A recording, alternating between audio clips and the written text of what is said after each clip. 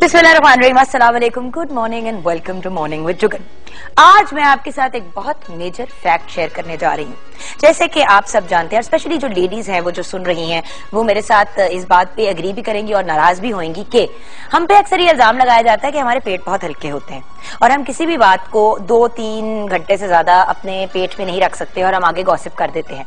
शायद ये बात एक जमाने में सच थी, लेकिन अब फैक्ट्स चेंज हो चुके हैं। उनकी तरफ तो मैं आऊंगी, लेकिन मुझे बहुत गिला है कि लोग अक्सर जब भी स्पेशली कोई जिस तरह कोई कजिन्स वगैरह में बैठे हों, कोई बात होने लगी तो मुझे कहते थे जुगन तुमने आगे बात नहीं करनी, हम तुम्हें बताने तो लगे लेकिन तुमने बताना नहीं है आगे किसी को। सबसे पहले बात यह कि अगर आप चाहते हैं कि किसी और को बताना नहीं है तो फिर मुझे क्यों बता रहे हैं, पहली बात। दूसरी बात, अगर मुझे बता ही दिया है और उससे बताने से पहले आपने एक डिस्क्लेमर पास करना है कि आपने आगे ये बात शेयर नहीं करनी, तो जब आप मुझे कह रहे हैं कि सीक्रेट है तो इतनी तो मुझे बात समझ ही जाएगी। वो जो 5 मिनट की तकरीर होती है ना पहले कि किसी को आगे बताना नहीं, उसमें मुझे बहुत गिला है और ये अक्सर होता है। और मैंने अक्सर खवातीन के साथ देखा है कि जब भी बात, मेरा भाई भी मुझे कोई बात बताने लगता है तो कहता है जुगन मैं तुम्हें बताने लगा लेकिन तुमने आगे नहीं करनी। भाई मतलब अगर एक बात बता रहे हो, कह दो कि भाई ये सीक्रेट बात है, अच्छा बात ये है। एक तकरीर होती है कि तुमने किसी को बताने नहीं थी, क्योंकि तुमने अगर बताया तो ये होगा, वो होगा, ऐसे होगा, वैसे होगा। अगर पता है कि इतना सब कुछ हो जाएगा तो रिस्क ना लो। लेकिन खैर, ये तो एक गिला है एज अ वुमन। लेकिन अब एक नया फैक्ट, नए स्टेटिस्टिक्स सामने आए हैं कि एक्चुअली मर्द हजरात के खवातीन से ज्यादा पेट हल्के होते हैं। और उसका वो फायदा कैसे उठाते हैं? मेरे ख्याल से मर्द हजरात को ज्यादा टाइम इसलिए लगता था क्योंकि वो सुबह काम पे जाते हैं, अगर उनको कोई बात पता भी चले तो उनको बताने तक शाम या अगला दिन हो जाता है। लेकिन अब क्योंकि नई टेक्नोलॉजी आ गई है, फेसबुक आ गया है, ट्विटर आ गया है, मोबाइल्स आ गए हैं, व्हाट्सएप आ गया है, BBM आ गया, ये वेरियस डिफरेंट तरीके आ गए हैं कम्युनिकेट करने के, तो मर्द हजरात ऐसे करके जो गॉसिप है या जो इस तरह की बातें होती है उनको आगे कर देते हैं। अब आप लोग सोचोगे कि नहीं ये सच नहीं है, लेकिन आपको पता है कि जो भी बात मैं आप लोगों के सामने करती हूँ वो मैं किसी न किसी रिसर्च के तहत करती हूँ और उसको पढ़ के आपको बताती हूँ। तो आज जो रिसर्च मैं आपके साथ शेयर करने जा रही हूँ वो फरवरी में एक इंटरनेशनल जर्नल में पब्लिश हुई थी। इस रिसर्च के मुताबिक मौजूदा दौर के मर्द के लिए कोई भी बात छुपाना ज्यादा मुश्किल है, बल्कि अफवाह फैलाने के मामले में इन्होंने औरतों को पीछे छोड़ दिया है और वो ये काम सोशल मीडिया के थ्रू करते हैं। सोशल मीडिया अब एक ऐसा प्लेटफॉर्म बन गया है जहां पे आप अपनी कोई भी फीलिंग्स और कोई भी सेंटिमेंट्स एक्सप्रेस तो कर सकते हैं, लेकिन राज की बात सोशल मीडिया पे बहुत ओपनली अब डिस्कस की जाती है। और इसको वक्त दिया गया है 3 घंटे का, यानी कि मर्द हज़रात को जब कोई गॉसिप या कोई बात बताई जाती है तो विदिन 3 आवर्स यानी कि 3 घंटे के अंदर अंदर ये इसको फैला देते हैं। तो अब आपके सामने फैक्ट्स है। खवातीन पे आप जितने भी इल्जाम लगाना चाहे मर्द हज़रात, आई एम सॉरी, आपको बुरा लग रहा होगा, लेकिन ये फैक्ट्स मैं आपके साथ शेयर कर रही हूँ। इसीलिए एक्सपर्ट्स ने बड़े वाज़ेह अल्फाज में इस बात का मशवरा दिया है कि अगर आप नहीं चाहते कि आपकी कोई बात आगे स्प्रेड हो तो फिर उसको आगे किसी को बताए ना। और वैसे बात तो ये है कि आप जब किसी को राज बताते हैं उसको राजदार तो बना लेते हैं, जरूर उसको एक अमानत हैंड ओवर करते हैं, लेकिन जब आप किसी की बात कर रहे होते हैं एक्चुअली तो वो उसकी अमानत होती है। तो कोशिश यही करें कि जो इस तरह की सीक्रेट बातें हैं वो आगे ना करें, और स्पेशली वो बातें आगे ना करें जिनसे किसी को कोई नुकसान पड़ता है। जैसे कि अगर आपको पता है कि कोई ऐसी बात है जिससे किसी का घर खराब हो सकता है या किसी के घर में फसाद पड़ सकता है या किसी के लिए प्रॉब्लम क्रिएट हो सकती है, तो ऐसी बातों को आगे मत फैलाया करें। और दूसरी बात, कोई भी बात वेरीफाई किए बगैर, उसको चेक किए बगैर आगे ना किया करें। अक्सर ऐसी बातें लोग आगे फैला देते हैं जिनसे लोगों की जिंदगियों में बड़ी मेजर प्रॉब्लम्स बन जाती हैं। किसी की बीमारी के बारे में कोई बात कर देता है और बाद में पता चलता है कि ऐसी कोई बात नहीं थी, लेकिन वो जो बात फैला दी जाती है उसकी वजह से जिस शख्स के बारे में बात होती है उसके लिए बड़े मसले खड़े हो जाते हैं। तो अव्वल तो कोशिश करें, वही वाली नानों वाली बात के 1 चुप 100 सुख, कोशिश करें कि ना ही गॉसिप करें। बहुत सी बातें करने को, अपनी लाइफ की बातें करें, इधर उधर की बातें करें, पॉलिटिकल सिचुएशन डिस्कस कर लें, एजुकेशन की बातें कर लें, लोगों की हेल्प करने की बात कर लें। जरूरी नहीं है कि दूसरे बंदे के बारे में गॉसिप करके और इधर उधर की बातें करके प्रॉब्लम्स क्रिएट की जाएं। और अब तो जैसे कि मैंने आपके साथ शेयर किया, मर्द हजरात पे यह इल्जाम ज्यादा लगाया जाता है कि सोशल मीडिया के थ्रू ये लोग ज्यादा गॉसिप करते हैं, यानी कि मर्दों का पेट खवातीन से ज्यादा हल्का है। मैं बड़ी खुश हुई हूँ सुन के, क्योंकि हम बेचारी औरतें हमेशा विक्टिमाइज हो जाती हैं इस बात पे कि भाई खवातीन जो है इनको कोई बात नहीं बतानी चाहिए, ये बहुत बातें करती हैं और गॉसिप करती हैं। मर्द हजरात सोशल मीडिया पे कर जाते हैं। 042992000628 पे आप कॉल कर सकते हैं। mj@ptv.com.pk पे आप ईमेल कर सकते हैं। www.facebook.com/morningwithjugan पे आप फेसबुक पे ऐड कर सकते हैं। 21 Mahmood Ghaznavi road, PTV central Lahore पे आप खतूत भेज सकते हैं। और अगर आपने ट्विटर पे ज्वाइन करना है तो JUGGUNKAZIM पे ज्वाइन कर सकते हैं। खैर, हम अपने सोशल मीडिया पे गॉसिप तो नहीं करते, ज्यादा से ज्यादा अपनी ही बातें आप लोगों के साथ शेयर करते हैं जो हमें इश्यू नहीं है सबके जानने में। तो आप हमें डेफिनेटली हमारे सोशल मीडिया पे ऐड करें, फेसबुक के पेज को ज्वाइन करें, उसको लाइक भी करें। कोशिश कर रहे हैं कि हम 100,000 लाइक्स की तरफ जाएं, तो उसके लिए हमें आपकी जरूरत चाहिए। तो डेफिनेटली हमारा फेसबुक का पेज भी ज्वाइन करें, हमारे सवाल का जवाब दें फेसबुक के ही पेज पे। दूसरों पर एतबार करना कितना जरूरी है, दूसरों पे एतबार करना कितना जरूरी है? मेरे ख्याल से दूसरों पे एतबार इन टर्म्स ऑफ ट्रस्ट और मदद तो जरूर करें, लेकिन इतना ज्यादा एतबार ना करें कि कल को आपके लिए प्रॉब्लम बन जाए।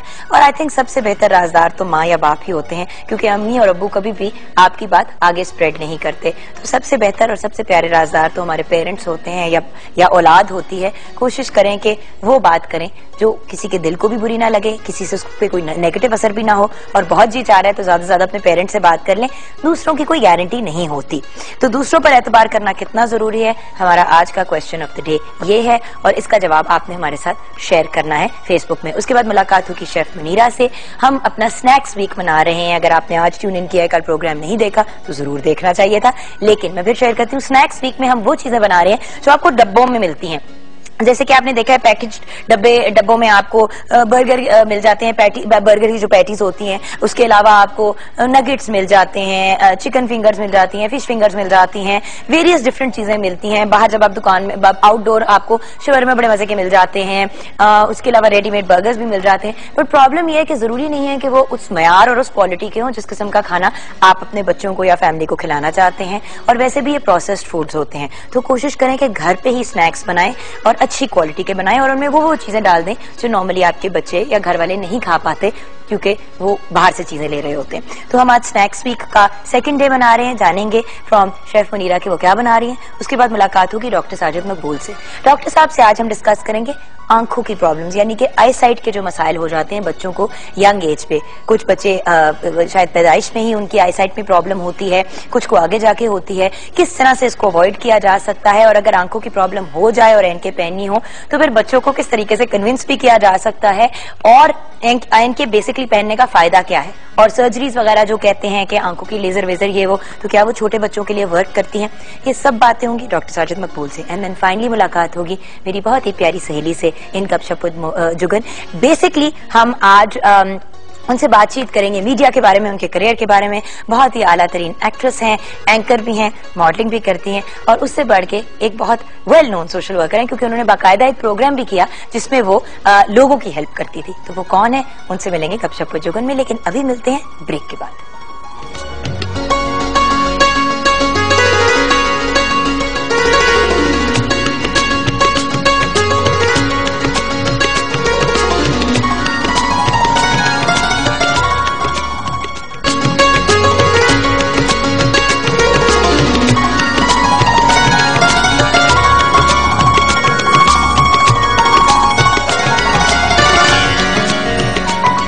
Welcome back viewers. दूसरों पे एतबार करना कितना जरूरी है। एक बात जो मुझे मामा ने कही थी जब मैं बहुत छोटी थी, वो ये था, जो अक्सर मैं सोचती हूँ जब मेरा बहुत दिल चाहता है कोई बात आगे करने का या अपनी कोई बात किसी से डिस्कस करने का, अगर मैं परेशान हूँ, टेंशन हूँ। मामा ने हमेशा कहा था तुम्हारा सबसे बेहतर राजदार अल्लाह मियां है। तो अगर बहुत ज्यादा कोई प्रॉब्लम हो, कोई इश्यू हो, किसी चीज से डिस्टर्ब्ड हो, तो अल्लाह मियां से बात करो, नमाज पढ़ो, दुआ करो। तो उस वक्त अल्लाह मियां से अपना राज और अपनी इश्यूज को डिस्कस करो, क्योंकि सबसे ज्यादा एतबार तो हम अपने क्रिएटर पे, अपने अल्लाह ताला पे करते हैं। तो वहीं पे अगर हम अपना सारा फेथ डालें तो बेहतर है। ऑफ कोर्स दूसरों पे एतबार करना जरूरी है, ट्रस्ट फैक्टर रखना जरूरी है, लेकिन हर बात दूसरों से डिस्कस करना मेरी नजर में जरूरी नहीं है। अब ये मेरा पॉइंट ऑफ व्यू है, आपका नजरिया क्या है ये मैं आपके साथ शेयर करती हूँ। राना सद्दाम अली ने लिखा है, अगर इंसान को कामयाब होना है तो दूसरों पर एतबार करना बहुत जरूरी है। आमिर खान दर्द ने लिखा है, एतबार और एतमाद ही तो दो ऐसी चीजें हैं जो इंसान को आपस में जोड़ती हैं और रिश्ता मजबूत होता है। अस्सलाम वालेकुम, गुड मॉर्निंग, सुबह बखैर। सफदर खान वट्टू ने ये लिखा है, थैंक यू सो मच। वालेकुम सलाम, और आपको भी बहुत ज्यादा happy, very very good morning to you as well. अच्छा, फैसल अमान ने लिखा है, जितना जिंदगी में खाना जरूरी है मेरी जान। Thank you Faisal. हमजा भट्टी ने लिखा है, आज कल कोई एतबार करने के लिए ही आप पे एतबार, हाँ, आज कल कोई एतबार करने की लाइक है आप ही। एतबार तो बहुत चीज है। अच्छा बेसिकली वो कह रहे हैं कि आजकल को एतबार करने के लायक है आपके ख्याल से? आप ये एतबार तो बहुत बड़ी चीज है। एतबार वैसे तो बहुत जरूरी है और एतबार हर किसी पे नहीं किया जाता, किसी पे किया जाता है। ये हमजा भट्टी ने लिखा है। जान रहमान ने लिखा है नाउ डेज 0%। अच्छा सादत सईद ने लिखा है इम्पोर्टेंट मोर देन एनीथिंग आपी। अभी मलिक ने लिखा है अस्सलाम वालेकुम आपी, आजकल दूर कोई जरूरी नहीं, आजकल के दौर में बिल्कुल जरूरी नहीं। अच्छा अमाद इस्लाम ने लिखा है 60%। हिना खान ने लिखा है good morning to you also Hina. Waleed Azhar ने लिखा है एतबार लाजमी है किसी भी रिश्ते या ताल्लुक को बरकरार रखने के लिए। सही। चौधरी असद अली लिखा है जितना अपने ऊपर, यानी कि दूसरों पर एतबार करना इतना जरूरी है जितना अपने ऊपर। Thank you Chaudhry Asad Ali for that. Mohammad Awais Chaudhry ने लिखा है सलाम to all, this is the way of life if trust is faithful. अच्छा मोहम्मद अवैस चौधरी एतबार ही रहे तो जरूरी है। ठीक है। राशिद खान ने लिखा है सलाम टू ऑल, जितना जरूरी खुद का जीना है उतना ही जरूरी दूसरों पर एतबार करना है, क्योंकि अगर दूसरों पर एतबार नहीं होगा तो जीते जी मर जाएगा इंसान। ओके राशिद खान। सताइश जान लिखा है don't expect anything from anyone, expectation always hurts. Sataish का ये कहना है कि अगर आप लोगों से उम्मीदें रखेंगे तो उम्मीदें रखने से आपका दिल टूटता है। चलें ये भी एक पॉइंट ऑफ व्यू है। उमर अजीज लिखा है बहुत जरूरी है अगर आप रिलेशंस को कायम रखना चाहते हैं तो। सही। सबा गिल ने किसी पे एतबार तो नहीं करना चाहिए, बस जिंदगी गुजारने के लिए किसी ना किसी पे तो एतबार करना पड़ता है। वैसे सब आपने सही बात की है। It's a double edge sword. हमें कॉल आई है सानिया की। अस्सलाम वालेकुम सानिया। जी वालेकुम सलाम, कैसी हैं आप? शुक्र अल्हम्दुलिल्लाह। सानिया आप कैसी हैं? अल्लाह का शुक्र है। सानिया दूसरों पे एतबार करना कितना जरूरी है?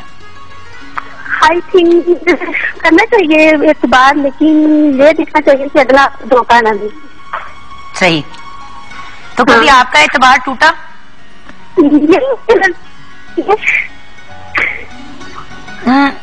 सानिया बिल्कुल आपकी आवाज नहीं आ रही, आपकी आवाज बहुत ज्यादा कट रही है। अभी आ रही है? जी बेटे बताएं।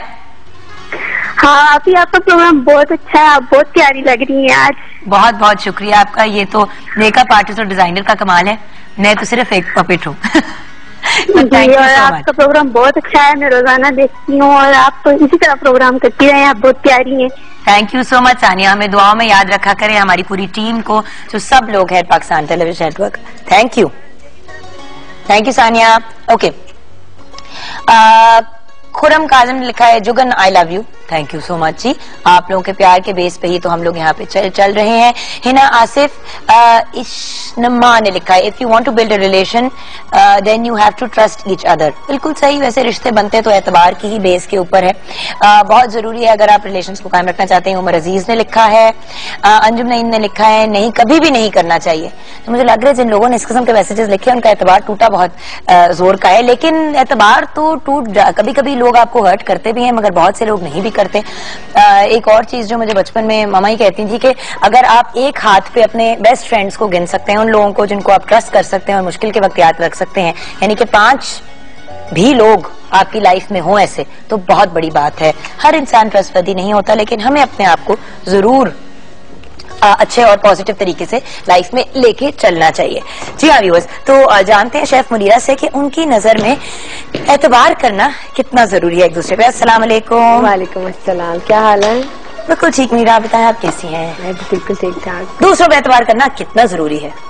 दूसरों पे एतबार करना मेरा ख्याल है उतना ही जरूरी है जैसे कि जिंदगी में अगर आपने सरवाइव करना है तो मेरा ख्याल है एतबारी करना है। आप देखें कि बड़े बड़े जितनी भी हमारे ये लोग काम करते हैं, बिजनेस करते हैं, वो एतबार की बेस पे करते हैं, लेकिन कभी कभी ऐसा होता है कि इंसान एतबार में हमेशा धोखा खा जाता है। लेकिन अगर एतबार के साथ थोड़े से आप अगर होशियारी से भी काम लें कि किन लोगों पे अपने एतबार करना है, इतनी आपकी कॉमन सेंस तो होनी चाहिए। आई थिंक आप जहाँ पे आपकी थोड़ी सी होशियारी होगी और वहाँ पे आपको कभी भी एतबार में कभी भी नहीं होगा। लेकिन कुछ रिलेशन ऐसे होते हैं कि जिसमें आप एतबार में आपको थोड़ी सी ट्रस्ट आपका थोड़ा सा लूज भी हो जाता है, तो फिर उसमें आप कुछ भी नहीं कर सकते। तो अल्लाह की तरफ से होता है क्योंकि हम तो अपना दिल साफ करके लोगों से हर चीज शेयर करते हैं। अगर कुछ लिखा है तो मामलों पे आई डोंट थिंक कि मतलब में बात डाल सकते हैं, ये तो बात इंसान के ज़र्फ की होती है। कोई इनसे कुछ लोग ऐसे होते हैं जो अच्छे राजदार होते हैं और कुछ लोग ऐसे होते हैं जो नहीं होते। हम जब किसी पे ट्रस्ट करते हैं तो वो हम रिस्पॉन्सिबिलिटी खुद लेते हैं ना। अल्लाह मियां पे हम एतबार करें और वो बात हमारी खुल जाए वो और बात है, लेकिन अगर हम खुद अपने मुंह से किसी और को बताएंगे तो वो बात फिर आपके अल्लाह मियां और उस बंदे के बीच में हो जाती है। अब अल्लाह मियां तो नहीं आगे बात करने वाले, बस वैसे ये कॉमन सी बात है जो कि मेरा ख्याल है कि हमें इसी को ज़हन में रखना चाहिए कि जब हम अपने इर्द गिर्द देखते हैं तो वो कहते हैं when you look around you will be depressed and अगर इफ यू लुक डाउन, अगर आप अपने अल्लाह से बात करो तो you will be always blessed. तो आई थिंक कि आप दाएं बाएं देखेंगे तो आप लोगों को देख के तो मेरा हाल है दिल ही खराब होता है कि किससे बात करें, क्या बात करें, क्योंकि अगले के दिल के पता तो चलता नहीं है। सही। तो अच्छा, let's come to the recipe, क्योंकि ये एक ऐसा टॉपिक है जिसके बारे में बहुत से लोगों ने वहां पे भी कमेंट किया, हमारे भी बहुत से, मगर क्योंकि आज दो रेसिपीज बन रही हैं। जी बिल्कुल। तो हमने सोचा कि वो स्नैक्स जो हमें बाहर मार्केट में तो मिलते हैं ओपनली और महंगे भी मिलते हैं और उनका मयार भी कोई खास नहीं होता, तो आज आपने क्या सिलेक्ट किया है? चूंकि मैंने आज सिलेक्ट किया बर्गर्स, क्योंकि ये ऐसी हमारी हिट डिश है कि जो कि यंगस्टर में तो बहुत कॉमन है, एज वेल एज हमारे बच्चे भी इसको बहुत शौक से पसंद करते हैं।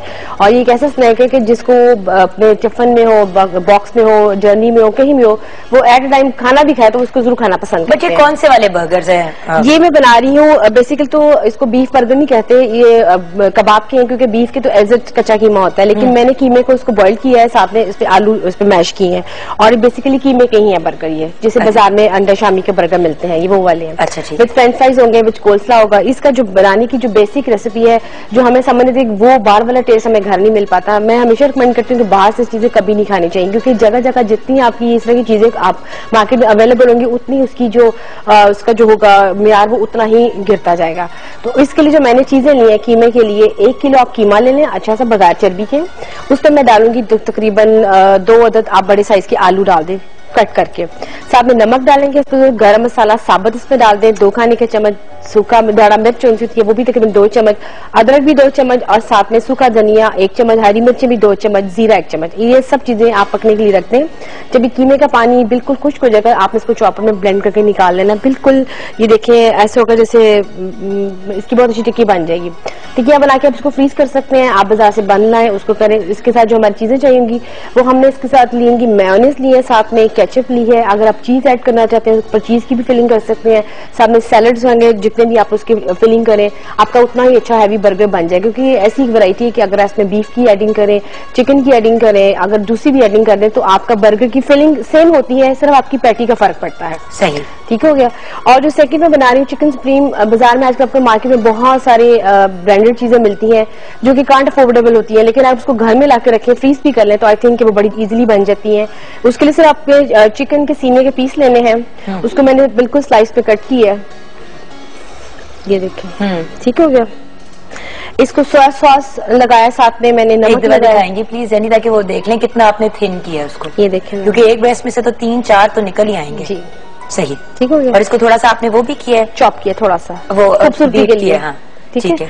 इसको हम जब कर देंगे, इसको ला के इसमें कुछ भी नहीं करना, नमक लगाना है, इसमें हमने सोया सॉस लगाना है, काली मिर्च लगानी है, और जब हम इसको फ्राई करेंगे तो उसके लिए हम इसको मैदा यूज करेंगे। इसमें मैंने अभी यहाँ पे थोड़ा सा अंडा लगाया ताकि अगर हम इसको बर्गर के साथ भी अगर फिलिंग करना चाहें तो इसकी बहुत अच्छी पैटी बन जाएगी, चिकन बर्गर जी। लेकिन जब आपने फ्रीज करना है तो एज इट इज इसको ला के नमक, सोया सॉस, काली मिर्च लगा के आप इसकी फिलिंग, आप इसकी कटिंग करके आप इसको फ्रीज कर लें। आप जब आपने यूज करना आप इसको निकाल के खाएं। तो वो क्या पड़े मैं साथ में, ये क्रम्स है, ये मैं वेरिएशन साथ करूंगी कि इसकी कैसे बनती है। अब अच्छा, इसी की जैसे आप बता रही थी, अगर हम चिकन फिंगर्स या चिकन फ्राइज बनाना चाहें तो इनको पतला पतला इसको पतला के काट लें, और इसके अंदर करके आप इसको यूं करके इसको फिलिंग करेंगे ना जब, तो बिल्कुल आपकी फिंगर इसकी फिश की तरह इसकी पूरी लुक आएगी। और आप इसको चिप्स के साथ बनाएंगे। देखिए चिप्स मैं आपको बताना चाहती कि कई मदर्स मुझसे पूछती हैं कि चिप्स हम लाते हैं काले बन जाते हैं, सुबह कटते नहीं है, ये होता है। मैंने कहा ये चिप्स मैंने रात के काटे हुए हैं, सिर्फ ये दिखाने के लिए कि काले नहीं होते हैं। इसको सिर्फ पानी में अपने ओवरनाइट रखना है,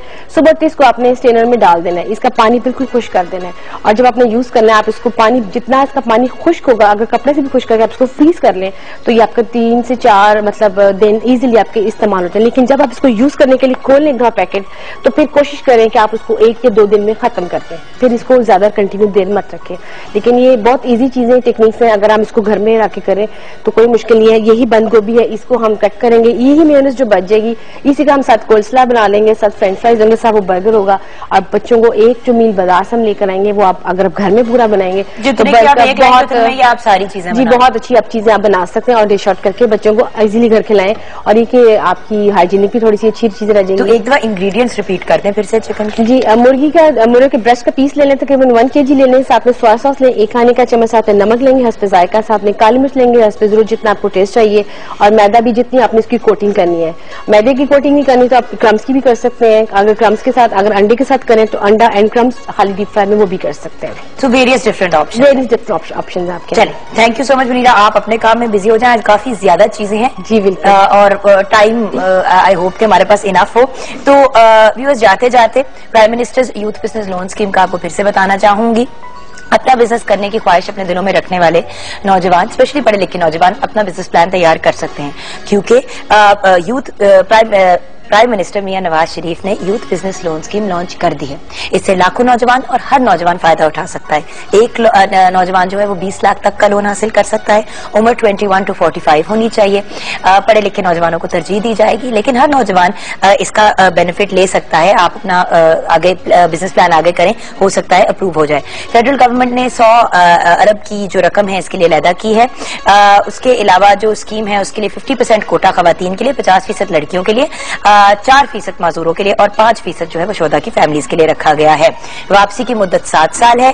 पहले मरहले में नेशनल बैंक और फर्स्ट वुमेन्स बैंक से आप राब्ता कर सकते हैं। बैंक्स को स्पेशल ऑर्डर जारी किया गया है कि 15 दिनों के अंदर अंदर आपके लोन को अंडर प्रोसेस कर दें। इस लोन के लिए लाजमी नहीं है कि आप बेरोजगार हो, अगर आपके पास जॉब भी है तो आप फिर भी अप्लाई कर सकते हैं। इस प्रोग्राम की खास बात इसकी शफाफियत और मेरिट है। सूबों के लिए कोई स्पेशल कोटा नहीं है, ये आप लोगों के लिए स्टार्ट किया गया है ताकि आप अपनी लाइफ में किक स्टार्ट ले सकें। अगर आपके पास कोई अच्छा आइडिया है लेकिन पैसे नहीं है तो इस लोन के बेस पे आप अपनी चीजें जो है वो स्ट्रीमलाइन कर सकते हैं। अब करने वाले बनना चाहिए इंसान को। तो लेते हैं छोटी सी ब्रेक के बाद जब वापस आएंगे तो डॉक्टर साजिद मकबूल से बात करेंगे आंखों की प्रॉब्लम की, जो आई साइट की प्रॉब्लम्स होते हैं बच्चों की।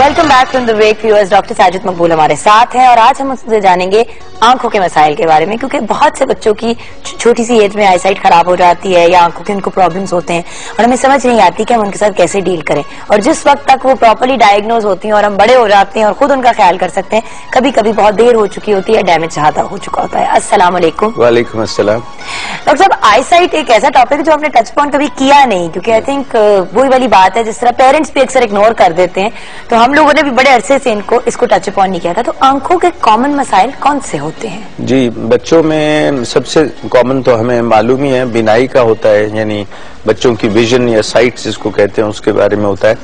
उसके अलावा बच्चों में भैंगापन जिसको स्क्विंट कहते हैं वो भी काफी कॉमनली देखा जाता है। कुछ ऐसा होता है जो जिसका इलाज करना होता है और जो कुछ ऐसे होता है जिसका कोई इलाज जरूरत नहीं होती। और तीसरी मेरा ख्याल है जो बहुत अहम है वो ये है इन्फेक्शंस, जरासीम वगैरह, जो आईज की इन्फेक्शन, आप आंखों की इन्फेक्शन वगैरह सुनते रहते हैं। और बहुत कम ऐसी होती हैं चीजें जिस तरह खुदा न खास्ता ये आंखों के ट्यूमर वगैरह जो हैं ये बहुत कम होते हैं खुशकिस्मती से। सो ये 3-4 चीजें जो हैं ये बहुत कॉमनली देखी जाती हैं। डॉक्टर साहब, कुछ बच्चे तो बिनाई के बगैर पैदा होते हैं, ये भी तो एक बड़ा। जी हाँ, वो खुशकिस्मती से बहुत कम ऐसे होते हैं जो बिनाई के बगैर पैदा हों, और उसमें भी ज्यादा वजह ये होती है कि जो दिमाग है, आपको मालूम है कि जो बिनाई है, हमारी जो आंखें हैं वो तो एक आला है, यानी जिस तरह कैमरे की आंख है, मगर जो उसके जो बनती है पिक्चर वो तो दिमाग के अंदर बनती है ना, तो अगर दिमाग काम ना करे किसी वजह से, या दिमाग के ऊपर असर हो जाए पैदाइशी तौर पे, या ऑक्सीजन की कमी से, या अगर माँ की ग़िज़ा में कोई डिफिशिएंसी रह गई हो, तो उसका जो असर है वो पैदाइश पे भी हो सकता है। मगर जैसे मैंने कहा, खुशकिस्मती से बहुत कम ऐसा होता है कि पैदाइश पर ही बच्चे को नजर न आए। अच्छा, तो डॉक्टर साहब शुरू करते हैं, किस उम्र में कौन सी प्रॉब्लम होने का ज्यादा खदशा होता है? जी, पहले साल में तो बीनाई का ये है कि जब बच्चा पैदा होता है तो बच्चे की आप ये समझ लें कि उसकी बीनाई इतनी होती है कि अगर माँ उसको अपनी गोद में रखे तो उसके चेहरे तक उसको नजर आता है। और सबसे पहली जो पहचान होती है बच्चे की, वो अपने माँ का चेहरा होता है। एक ये कि वो बच्चा उसको देख के और मानूस हो जाता है पैदाइश पे ही, और 2 महीने में उससे ज्यादा, और 3-4 महीने में तो बिल्कुल अच्छी तरह मानूस हो जाता है। तो आहिस्ता आहिस्ता उसकी जो बीनाई है वो बेहतर होती जाती है। यानी पहले वो 6-8 इंच के करीब देख सकता है पैदाइश पे, और कुछ कुछ पहचानता है, और फिर आहिस्ता आहिस्ता ये। तो बच्चा 20/20 विजन के साथ नहीं पैदा होता? जी नहीं, 20/800 पे पैदा होता है। या अल्लाह। जी, मगर निजाम ऐसा है कि अगर एक माँ अपने बच्चे को दूध पिला रही हो तो जितना फासला है चेहरे का वो पहचान लेता है। और दूसरी बात यह कि शुरू शुरू में जो चीजें हिलती हो उनकी तरफ तवज्जो ज्यादा देता है बच्चा। अच्छा। मगर ये फिर इस वक्त माँ बाप की बहुत ये अहम रोल है। उनको मालूम होना चाहिए कि बच्चे को, अगर उन्हें मालूम हो कि बच्चा 2 महीने तक चीजों को देखता है, इधर उधर फॉलो करता है, 4 महीने तक उसकी और बीनाई बेहतर हो जाती है, और 6 महीने तक तकरीबन काफी हद तक उसकी बीनाई बिल्कुल बड़ों जैसी तो नहीं होती, मगर 6 महीने और साल में तकरीबन बिल्कुल नॉर्मल जिसको हम कहते हैं वो विजन हो सकती है। तो उससे पहले भी उसमें माँ बाप को मुशाहिदा करना चाहिए कि बच्चा मसलन आप कोई चीज दिखा रहे हैं उस तरफ देख नहीं रहा, या रोशनी है एक तरफ और उस तरफ नहीं देख रहा, और या कोई चीज आप खिलौना दिखा रहे हैं और देख दूसरी तरफ रहा है। एक ये इससे मालूम हो सकता है कि बच्चे की बीनाई में कोई मसला है। लेकिन इसमें कान का भी तो प्रॉब्लम हो सकता है ना कि सुनाई नहीं देता? जी, सुनाई का भी अमल होता है, मगर मैं ये बता रहा हूँ ना कि आप कोई चीज उसके सामने रखें। अच्छा, बिल्कुल सामने रखें, और वो ना सामने रखें, और खास तौर पे रंग बिरंगी हो या कोई हिलती हुई चीज हो तो उससे मालूम होता है। तो ऐसे रंग जिनसे बच्चे ज्यादा अट्रैक्ट होते हो? जी, शुरू में तो वो लाइनों से ज्यादा होते हैं और फिर रंगों से। अच्छा। तो इंटरेस्टिंगली काली लाइन जो है वो पहले, और उसके बाद रंग। तो मगर चेहरे पहचानना जो है ना, ये कुछ अल्लाह ताला ने ऐसा सिलसिला बनाया हुआ है कि चेहरे बहुत जल्दी उससे मानूस होते हैं। इसीलिए आप देखते हैं कि माँ से बहुत ज्यादा मानूस होते हैं, एक माँ की आवाज से, और एक हमने पहले भी तज़किरा किया था जो माँ उठाती है उससे, और उसकी जो खुशबू होती है माँ की अपनी, मगर चेहरे से भी बहुत मानूस हो जाता है। डॉक्टर साहब, क्या इसका ये, अच्छा, और यहाँ पे एक जरा दूसरी तरफ मैं जाना चाहूंगी कि क्या इसका ये मतलब नहीं है कि फिर बच्चों को बाप से भी ज्यादा गोद में उठाना चाहिए? क्योंकि बाप जो है वो शुरू शुरू में पहले 2-3 महीने कुछ समझ नहीं उनको आ रहा होता कि वो क्या करें, अनकंफर्टेबल होते हैं। तो इसका तो इससे तो मुझे ये समझ आ रही है कि फिर बाप को भी उसी तरह उतना ही बच्चे को गोद में उठाना चाहिए जितना माँ उठाती है, उतना ही लाड प्यार। बिल्कुल, इसी वजह से माँ को ज्यादा पहचानते हैं, क्योंकि वो उसको देखते बहुत ज्यादा है। माँ तो देखिए ना, दूध भी पिलाती है, ख्याल भी करती है। ये इसका मतलब ये नहीं है कि बाप के चेहरे से मानूस नहीं होंगे।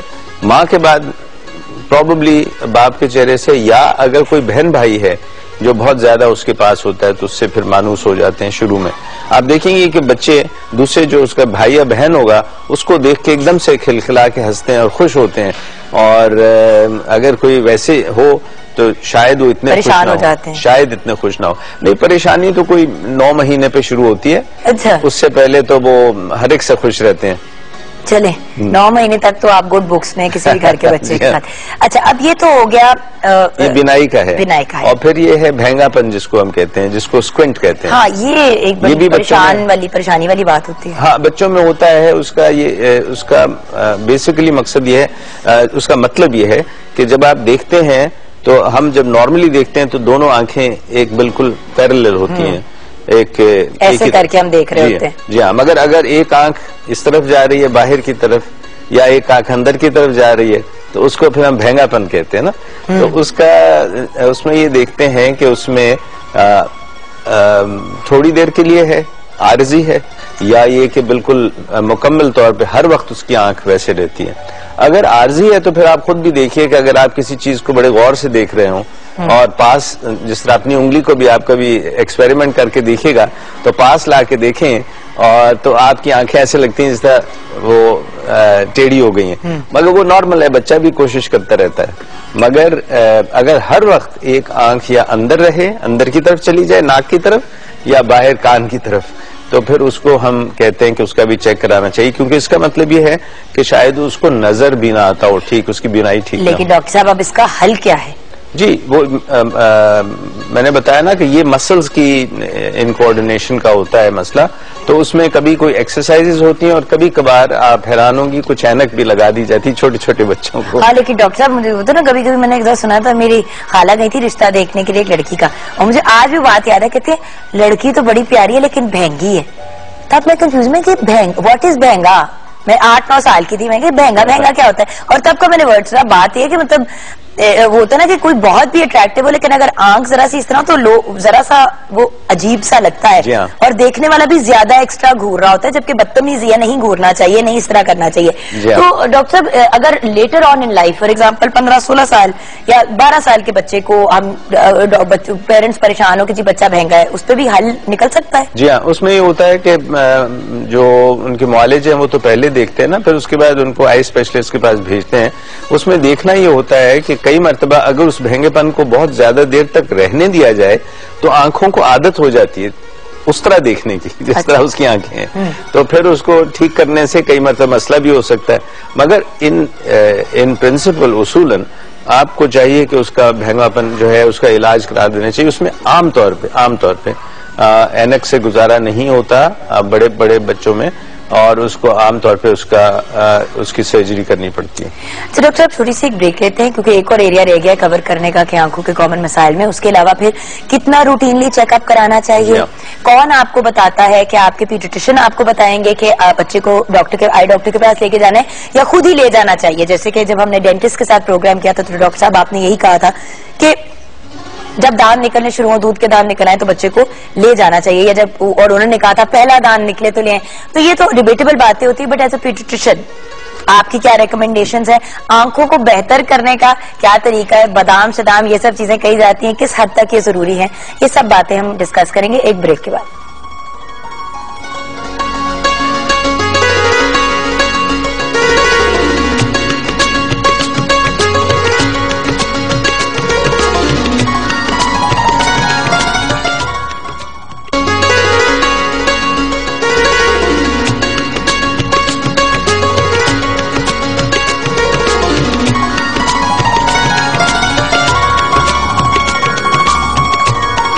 Welcome back viewers. अब बात हो रही है आंखों के मसाइल की, जो आईज की प्रॉब्लम्स होती हैं। बीनाई हम हमेशा सोचते हैं कि सबसे कॉमन है, लेकिन और भी बहुत सी चीजें होती हैं जो बच्चों की आईज के साथ होती है। तो अब हमने डिस्कस करना है इन्फेक्शंस। डॉक्टर जी, जरासीम जी आंखों के, तो वो कैसे होता है और किस एज जी? आंखों की इन्फेक्शन किसी वक्त भी हो सकती है, पैदाइश से लेके और किसी भी उम्र में। क्योंकि मैंने एक दो दफा देखा ऐसे बच्चे जो पैदा हुए और उनकी आंख में ना पूरा वाइट यहाँ पे सारा हुआ था आई लिड के ऊपर, तो वो कहती बच्चे को इन्फेक्शन हुई है पैदाइश पे। जी, इन्फेक्शन भी होती है, सही है। इन्फेक्शन किसी उम्र पे भी हो जाती है, आमतौर पे एक से दूसरे को लगती है। अच्छा। एक से दूसरे को कैसे लगती है कि हाथ कोई जिसको खुद इन्फेक्शन हो, जिस तरह हमने जुकाम की बात की थी कि एक से दूसरे को लग जाती है, तो हाथ से आंख को मला हाथ से, और फिर वही हाथ जो है इस्तेमाल कर लिए, बच्चे को टच कर दिया, या तौलिया हुआ या रुमाल हुआ या टिश्यू हुआ, एक दूसरे से इस्तेमाल कर दिया, तो आंखों की इन्फेक्शन आपको मालूम है बहुत फैल जाती है। सही। बड़े बच्चों को भी और छोटों को भी। जो बिल्कुल छोटे बच्चों की आप बात कर रही हैं ना, जो बिल्कुल नौजायदा होते हैं, न्यू बॉर्न होते हैं, उनमें कई मरतबा एक हमारी डक्ट होती है, टीयर डक्ट उसको कहते हैं, जिससे आंसुओं की एक हदूद होती है, उसमें से आंसू निकलते हैं, और आंसू निकल के फिर एक ट्यूब के जरिए आंखों से नाक के तरफ जाते हैं। तो वो कभी कभार बंद हो जाए तो फिर आंखों में से हर वक्त पानी निकलता रहता है, और कभी कभार वो पानी बजाय पानी होने के जरा सा गाढ़ा भी हो जाता है, और फिर आंखें, वो और चीज होती है, उसको टीयर डक्ट कहते हैं, वो खुद ही खुल जाता है, उसमें कोई इलाज की जरूरत नहीं होती। जो इन्फेक्शन होती है उसमें हमें दवाई देनी पड़ती है। तो दो किस्म की इन्फेक्शन है, एक तो आपने ये जो बहुत कॉमन सुना होगा आशोब चश्म जिसको कहते हैं, जो ये हो जाता है जिसमें वायरस होता है आंखों में, आंखें सुर्ख हो जाती हैं, आप धूप में। अल्लाह का शुक्र है डॉक्टर साहब, आप Hamza is under your care, तो बहुत सी चीजें अल्लाह का शुक्र है जो बड़ी कॉमन होती है वो नहीं हुई ना। नहीं हुई ना, तो अच्छी बात है। आप पहले ही कह रहे थे। इसे एक बात है डॉक्टर साहब, इसका मैं आपको बहुत क्रेडिट दूंगी कि आप एडवाइस जो हर वक्त देते रहते हैं, जब आप इनके पास कोई पेशेंट आता भी है, पेरेंट्स आते हैं, तो साथ में जो 2-3 बातें, जिस तरह आपने मुझे कहा था कि जब हमजा स्विमिंग करे, आई रिमेम्बर बहुत पहले आपने कहा था, तो आपने कहा था कि स्विमिंग करने के बाद एक तो फौरन नहलाना है, ये नहीं कि इंतजार करना है कि घर जाएंगे तो फिर करेंगे, क्योंकि वो क्लोरीन वगैरह सारा पानी वो साफ नहीं होता, और मुंह को अच्छी तरह और आंखों में भी छट्टे प्रॉपर तरीके से मुंह भी धोना है, क्योंकि अक्सर आई इन्फेक्शन मतलब स्किन प्रॉब्लम्स वगैरह हो जाती हैं। अब ये बातें जो है घर पे भी नहीं, पेरेंट्स भी नहीं बताते अक्सर आपको, तो I think if you listen to your paediatrician तो बहुत ही अच्छा। तो ये क्या है आशोबे फवारा? नहीं, आशोबे चश्म, चश्म is the word for eye ना। अच्छा। आंख को आप जरा ज्यादा रोमांटिक लफ्ज से आंख की बजाय चश्म, आपको तो मालूम होना चाहिए। तो नहीं, वो आंखों की सुर्खी होती है, आंखों की जो झिल्ली होती है उसकी सुर्खी होती है, और उसमें फिर धूप नहीं सह सकता, बर्दाश्त नहीं हो सकती, आंखों में से पानी आता है और आंखें सुर्ख हो जाती हैं, और हो सकता है बच्चे को बुखार भी हो, और एक से दूसरे को लगती है। ये वायरस होता है, तो इसलिए उसमें कोई खास इलाज तो नहीं है, बस पानी से साफ रखना और इस चीज का एहतियात करनी कि तौलिया शेयर न करें, रुमाल न शेयर करें, टिश्यू एक दूसरे के न करें, हाथ धोते रहें। जो दूसरी इन्फेक्शन होती है वो बैक्टीरियल होती है, यानी बैक्टीरिया। स्टाई क्या होती है? स्टाई भी आंखों की, ये जो हमारी लैशेज होती है ना, उसकी पलकें जो होती हैं, उसके जो बिल्कुल रूट होता है उसके अंदर जरासीम बैठ जाते हैं। क्योंकि मुझे 7 निकली थी डॉक्टर साहब। जी हाँ, एक मरतबा निकल आए तो बार बार निकलती हैं, और कुछ बच्चों को और बड़ों को बार बार होती हैं। उसका इलाज जरा लंबा होता है, और वो उसमें ऑइंटमेंट डालते हैं आंख में, और बहुत देर तक डालनी पड़ती है। गलती ये होती है कि बहुत से लोग उसको ऊपर से इलाज करने की कोशिश करते हैं, हालांकि अंदर से इलाज करना होता है, आंख के जो अंदर दवाई डालनी होती है ताकि वो अंदर से उसको ठीक हो। कभी कभार अगर बहुत ज्यादा हो तो माइनर सी सर्जरी भी करनी पड़ती है, मगर बहुत कम। तो आंखों की इन्फेक्शन जो है वो बहुत कॉमन है, उसकी एहतियात करनी चाहिए।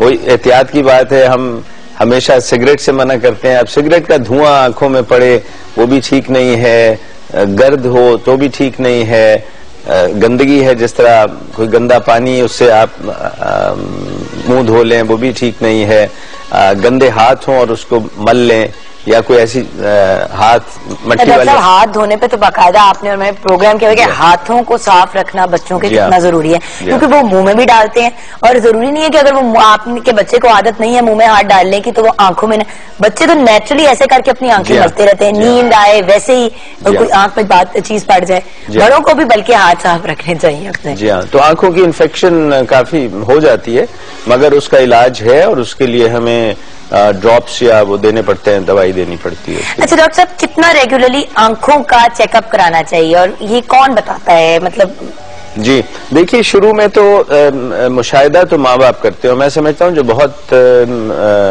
अच्छे वालिदैन होते हैं वो फौरन देख लेते हैं कि बच्चे को कोई मसला है या नहीं, मगर पीडियाट्रिशियन को करना चाहिए।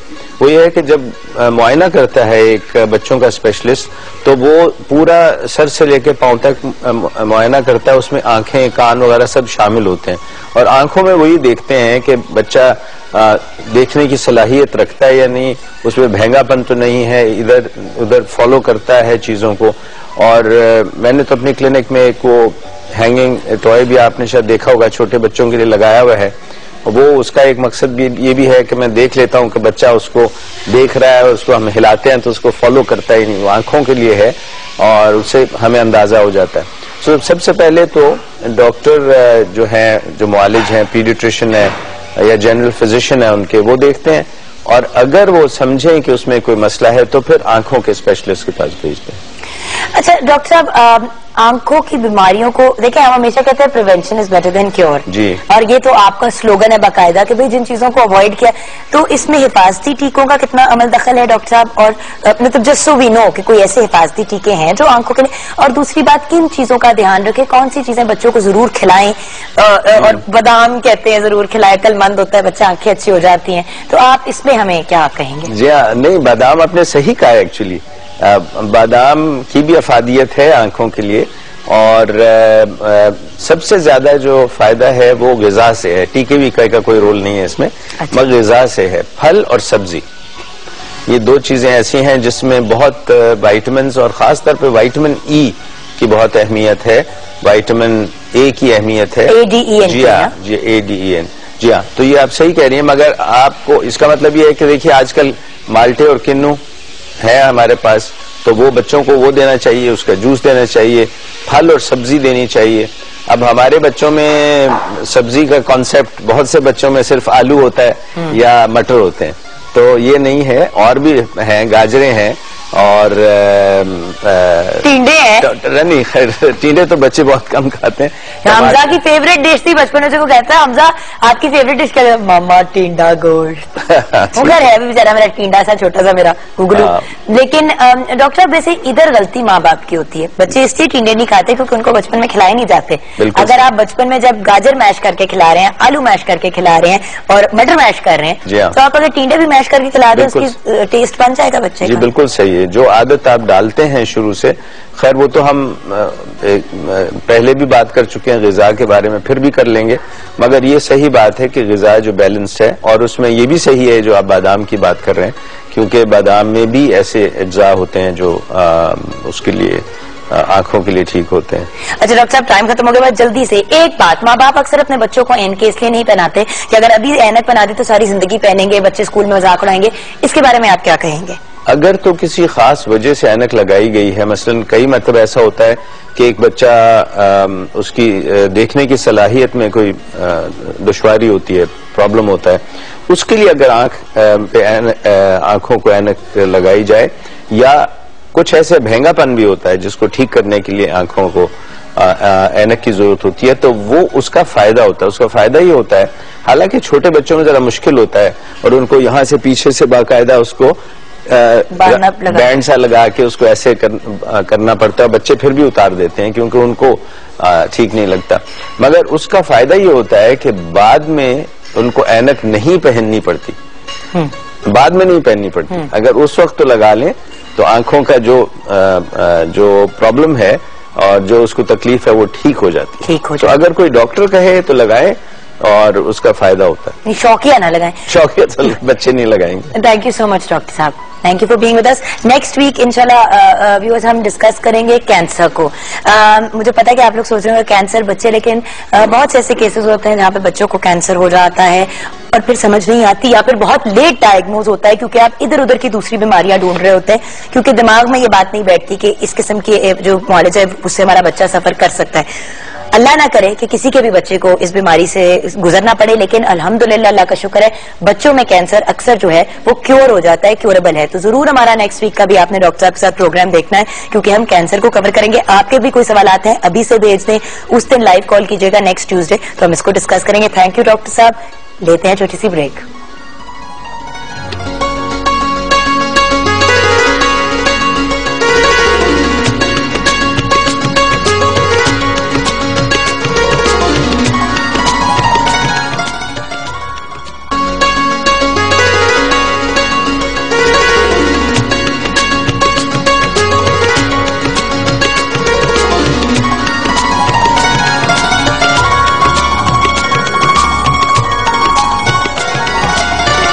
Welcome back from the break viewers.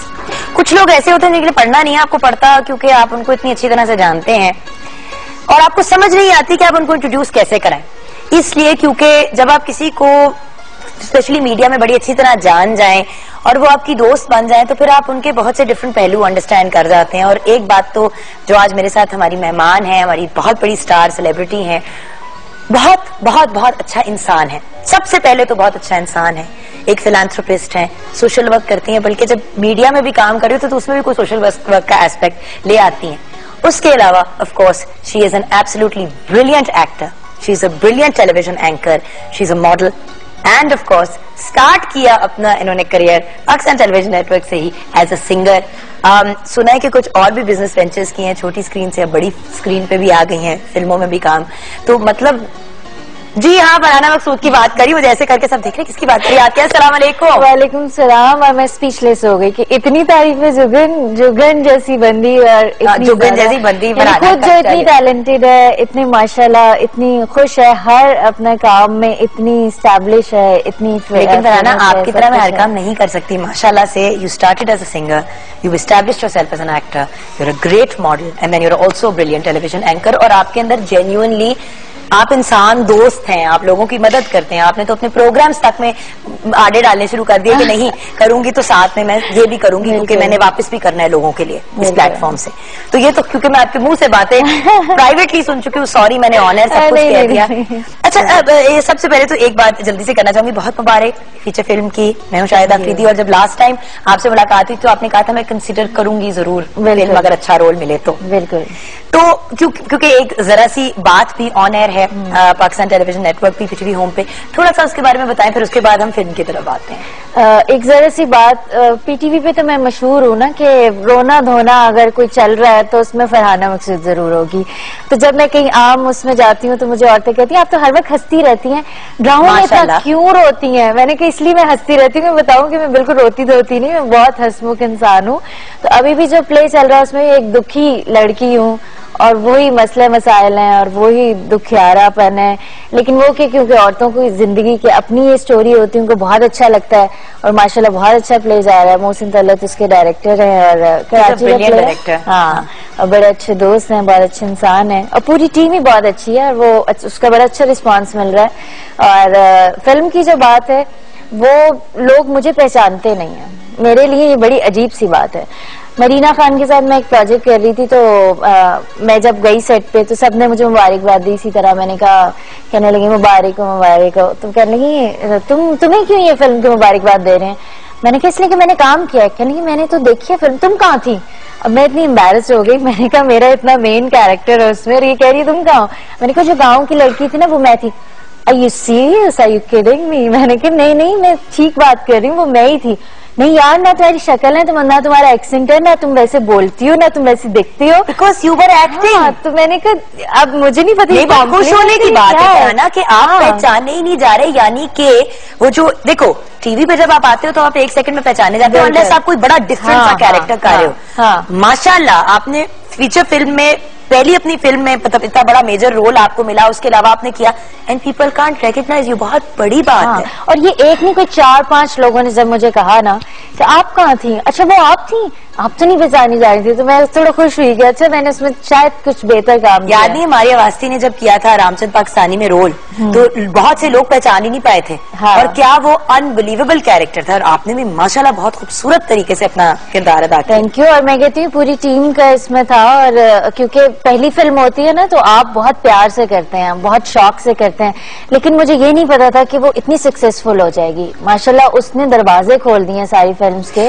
तो और अब फिल्मों की तरफ और कुछ तवज्जो दे रही है तुम्हारे? वैसे तो ऑलरेडी इतने साइंड अप होते हैं सीरियल्स साल पहले से माशाल्लाह। तो क्या फिल्म में और कुछ कंसिडर कर रही हो? मुझे 1-2 अच्छी फिल्म्स की ऑफर आई हैं और वो अभी प्रोसेस में है, पाइपलाइन में है, और इंशाल्लाह वो करूंगी। मगर जब करोगी तो अनाउंस करोगी यहाँ पे? अच्छा जरूर, ये नहीं कि मैं जरूर करूंगी और उसके बाद जब कर रही होगी तो उसके बाद आएगी। जैसे इसकी शूटिंग शुरू होगी मैं बताऊंगी कि मैं अब कर रही हूँ, क्योंकि बहुत सी चीजें होती हैं बातों की हद तक, लेकिन वो शुरू नहीं हो पाती, फिर आप अजीब हो जाते हैं कि अच्छा ये क्या हो गया।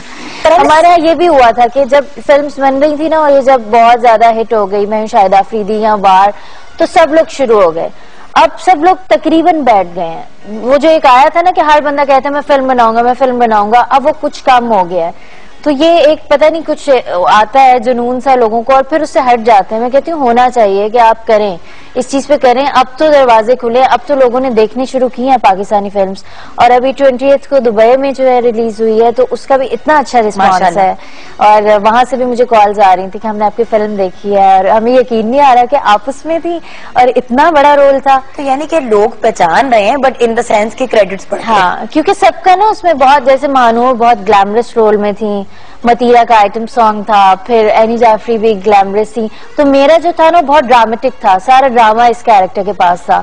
तो लोगों को वो पोर्शन ज्यादा अट्रैक्ट करता है, क्योंकि उसमें एक स्टोरी थी, उसमें कुछ ऐसा नहीं था कि फिल्म के लिए मैंने जो है वो कुछ और ही कर दिया।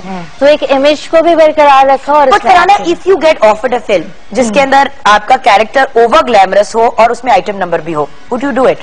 डिसेंट आइटम नंबर, मैं कोई फास्ट आइटम नंबर की नहीं मैं करूंगी, लेकिन ऐसा करूंगी कि लोग मुझे ये ना करें ये क्या बकवास किया तुमने, ये ना कहें, लोग कहें यार वाह ये तो बहुत चेंज था, ये तो बहुत अच्छा था। तो मैं इतनी ज्यादा नहीं हूँ कि मैं नहीं करूंगी, लेकिन करूंगी जिसमें मेरा इमेज भी वैसा ही रहे। अच्छा फरहाना, ब्रेक लेनी है, लेकिन you know that I am a huge fan of your singing as well, and I don't think you sing enough. ये एक गिला है मेरा। तो वापस आएंगे आपके गाने से, और उसके बाद सुनने में आया, मुझे एक चिड़िया ने कान में बताया कि आपने एक एम्बेसी में बड़ी मजे की एग्जीबिशन भी की थी। तो वो आपको पता है, आपकी हर खबर पे मैं नजर रखती हूँ, मैं भी एक चैनल बन गई हूँ आपके लिए। भाई दोस्तों के ऊपर नजर रखनी जरूरी होती है, क्योंकि उनको दुआएं भी देनी होती है, और जब वो कोई नया काम शुरू करे तो थोड़े उनके लिए सदके भी देने होते। तो या अल्लाह ताला मेरी दोस्त सलामत रहे और इसको नजर ना लगे, क्योंकि इस बच्चे को नजर भी लग जाती है। Love you. ब्रेक लेंगे, ब्रेक के बाद गाने से वापस आएंगे, एंड ऑफ कोर्स फिर इनसे ये जानेंगे कि ये कौन सा नया बिजनेस वेंचर है, कुछ नहीं छोड़ती है। चलते हैं ब्रेक के बाद।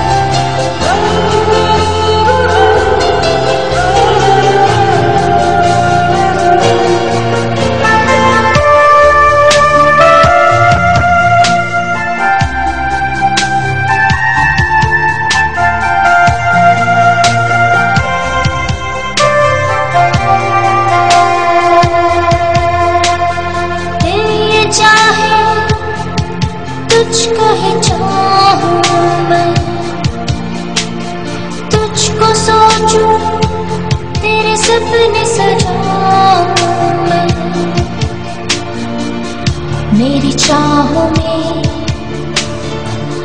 मेरी सोचों में,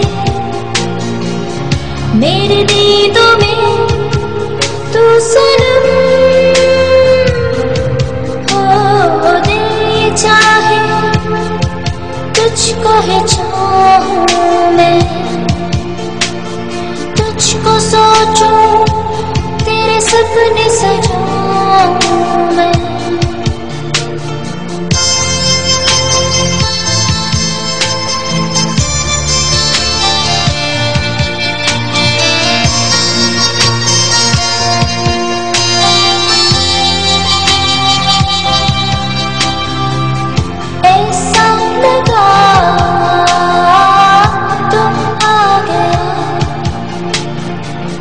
धड़का कुछ ऐसे दिल मेरा, आहट सी कोई होने लगी,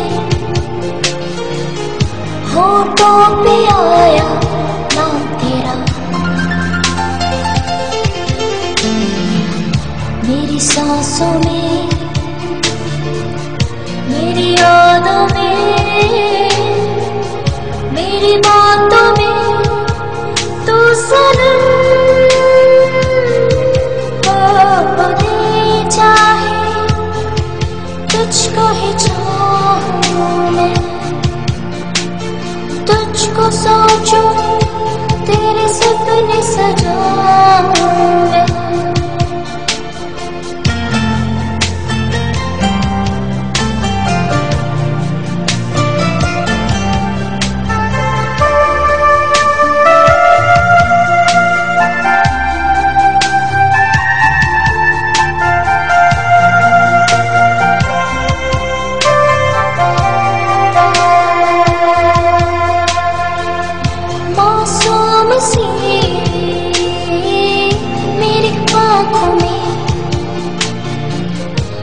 मैंने प्यार की है शोखियां, जब से मिला मुझे प्यार तेरा, मेरे दिल की सज गई बस्तियां, मेरी आंखों में मेरी राहों में मेरी बाहों में तू सनम हो दे चाहे तुझको ही चाहूं मैं, तुझको सोचूं तेरे सपने सजाऊं मैं।